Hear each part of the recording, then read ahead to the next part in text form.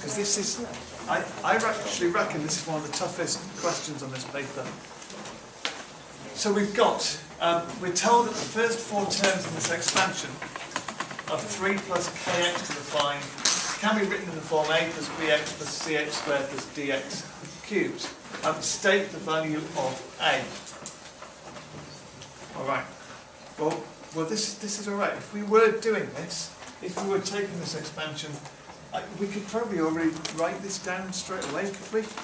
We know that when we take an expansion of 3 plus kx to the 5, that's going to go 3 to the 5, because that's what the first term always is. Then it's going to go, well, 5c1 if you want to do it on the calculator, 5 factorial over 1 factorial, 4 factorial. The first coefficient is always the power. So we're going to have 5 next, and then we're going to have 3 to the 4, and then we're going to have kx. And then the next term, and I'm kind of looking a bit further ahead now because I don't need this for part 1, but the next term is 5c2.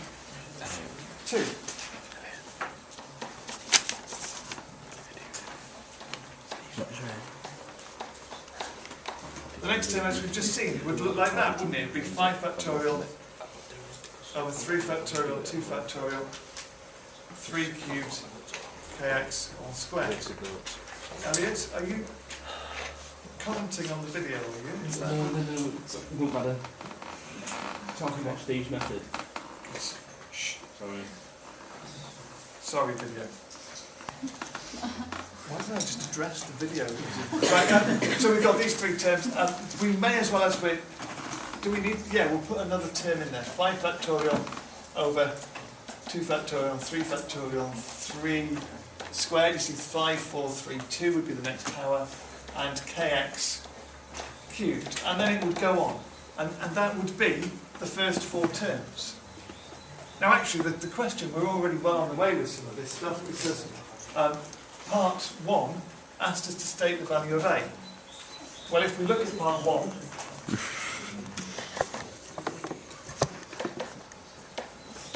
a just is 3 to the 5. That's it. That's all that we would need. And 3 to the 5, I shouldn't be doing our calculators. 2, 4, 3, of course. So that's the first part done. Part 2. Well, part 2 said that b was equal to c. In other words, the coefficient of x and the coefficient of x squared are exactly the same. Well, let's compare those from what we've got. The coefficient of x, that's that bit there. That's 5 times 3 to the 4 times k, because there's a k there in front of x.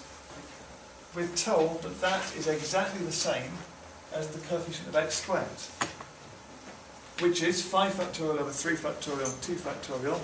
A quick bit on the calculator would tell us that that's 10.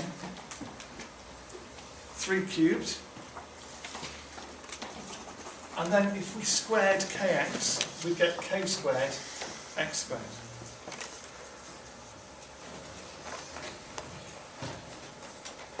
So, we've got an equation here that has, well, 5 times 3 to the 4, that's 5 lots of 8 to 1, so that's something. Good. 405, yeah. And here we've got 10 times 27. Okay.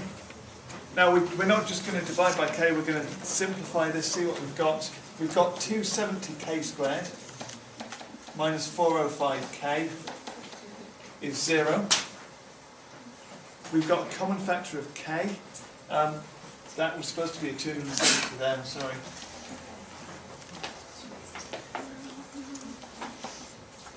We've got k brackets 270k minus 405. I know there are other factors we could have taken out. We've got k is 0, well k really can't be 0. and we've got k is 405 over 270, and that of course is going to cancel down. I'm sorry, I'm using a calculator. It's 3 over 2 to give us that. It did say up here, if k is 0, we haven't got a binomial expansion, we've just got 3 to the 5. So k can't be 0.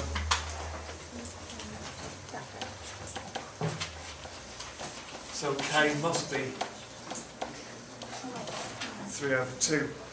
And there we are. Hence, find the value of d. Well, d was the coefficient of x cubed. We wrote it up here. We've got this term here is the same as that one, so that's 10 times 3 squared times k cubed.